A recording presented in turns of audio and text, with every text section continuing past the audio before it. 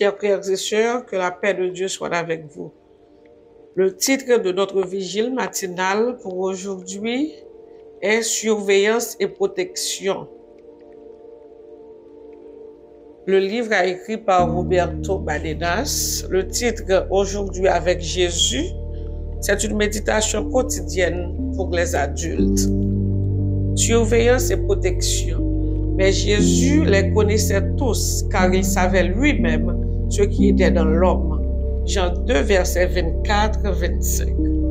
Imaginez que quelqu'un puisse tout savoir sur vous, votre âge, votre adresse personnelle, votre emploi, votre CV, l'heure à laquelle vous vous levez, l'heure à laquelle vous commencez à travailler, l'heure à laquelle vous rentrez chez vous, les endroits où vous passez, la marque et le numéro d'immatriculation de votre voiture, vos références en matière d'alimentation, de lecture et de voyage, l'équipe que vous suivez, vos études, votre famille et vos amis, les réseaux auxquels vous appartenez ou que vous fréquentez, vos orientations politiques, religieuses et sexuelles, vos séries préférées, vos déclarations d'impôts, votre compte bancaire, vos achats, vos antécédents médicaux, vos conversations téléphoniques,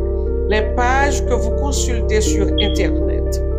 Imaginez que quelqu'un puisse vous surveiller 24 heures sur 24 et savoir tout ce que vous faites et dites. Une sorte de Dieu mythique, omnipotent, omniscient et omniprésent qui prend note de toutes vos actions pour les utiliser comme preuve dans la balance du jugement final, sauf qu'ici le jugement est constant, comme une évaluation continue, et que votre condamnation peut survenir à tout moment. Imaginez cet immense pouvoir entre de mauvaises mains.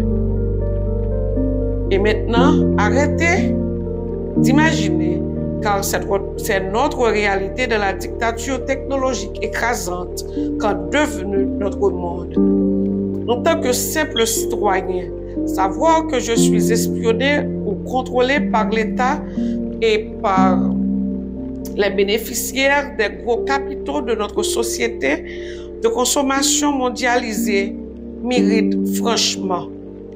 Vivre sous l'œil incapable de Big Brother, tel qu'imaginé par George Orwell dans 1984, c'est se rendre compte que l'idée terrifiante de ce qui semblait être de la science-fiction est pratiquement devenue une réalité.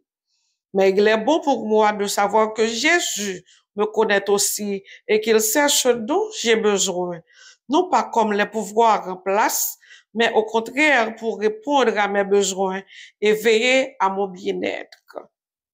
Même dans mes faiblesses, le fait que Dieu me connaisse me rassure, car, comme le dit l'apôtre Jean, en effet, même si notre cœur nous accuse, nous savons que Dieu est plus grand que notre cœur et qu'il connaît tout. Cela me fait du bien de savoir que l'amour infini de Dieu est au-dessus de mes propres sentiments de culpabilité ou d'échec, et qu'il fait la différence entre mes fautes et mes erreurs, entre mes circonstances et mes intentions. De plus, sa miséricorde et sa compassion sont au-dessus de ma mauvaise conscience et il me juge avec plus de justice, mais aussi plus de clémence que les autres et que moi-même. C'était un plaisir. C'était votre sœur Joanne Fortuné. Merci. À la prochaine. Au revoir.